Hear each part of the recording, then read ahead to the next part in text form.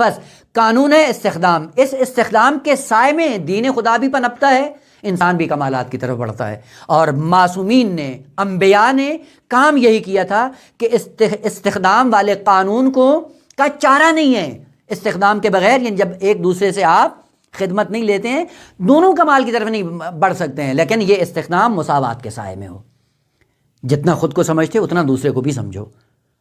اسی لیے آپ جا کر دیکھیں، پھر پوچھا جاتا ہے جی ناکامی کے اسباب کیا ہیں؟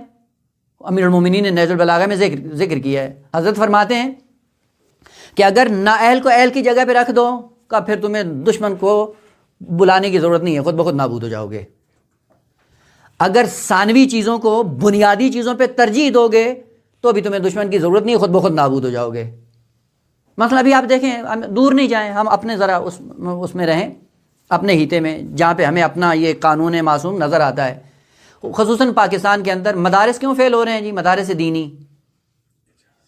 کیوں فیل ہو رہے ہیں؟ چونکہ حضرت کے فرمان کا مصداق بن گئے، وہاں پہ اہل کی ضرورت نہیں ہوتی۔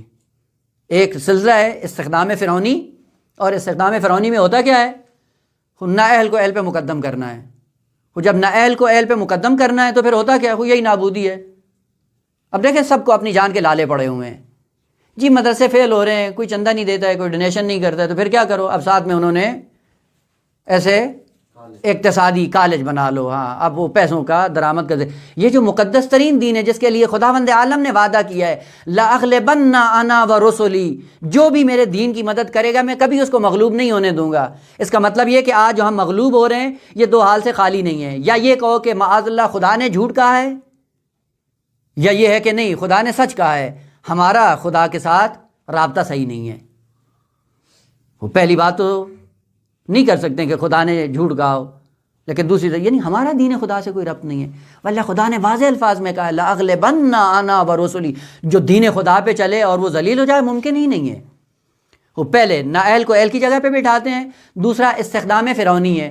وہ اتنا تو کرو نا کہ جتنا اپنے آپ کی ضروریات پوری کرتے ہو، وہ جو آ کر ان بچوں کی تعلیم اور تربیت کا انتظام کرتا ہے اس کو بھی اتنا انسان سمجھو کہ اس کی ضروریات پوری کرو، اس کے بعد دیکھو کہ ان میں اندر دین کی تعلیمات جاری و ساری ہوتی ہیں نہیں ہوتی ہیں؟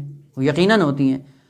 اور پھر دوسرا عنصر جو امیر المومنین علیہ السلام نے ارشاد فرمایا وہ یہ تھا کہ ثانوی چیزوں کو اہمیت دینا، بنیادی چیزوں کو نظر انداز کر دینا۔ کتنے ایسے ہم ہیں کہ ثانوی چیزوں کو ہم بہت زیادہ اہمیت دیتے ہیں، لیکن جو بنیادی چیزیں ہوتی ہیں اس کی طرف ہماری کوئی توجہ ہی نہیں ہوتی ہے۔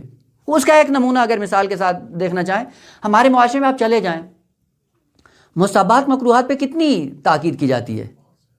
ایک مولوی بیچارہ چلا جائے تو اگر کوئی مستحب کو چھوڑ دے، مولانا یہ مستحب نہیں ہے، جی ہے، آپ نے کیوں انجام نہیں دیا ہے؟ وہ استحباب کے پیچھے پڑا ہوا ہے، لیکن خود نماز واجب بھی قضا ہو جاتی ہے، پڑھتا ہی نہیں ہے۔ وہ جو دوسروں کو ثانوی چیزوں کی اہمیت دے کر اس کو رسوا کرنے کے چکر میں اور خود بنیادی چیزیں ہی خود چھوڑ رہا ہے تو کیا ہوگا؟ کہ ایسی قوم کو دشمن کی ضرورت نہیں، خود بخود نابود ہو جاتی ہیں۔ ہم ثانوی چیزوں میں بہت زیادہ پڑے ہوئے ہیں،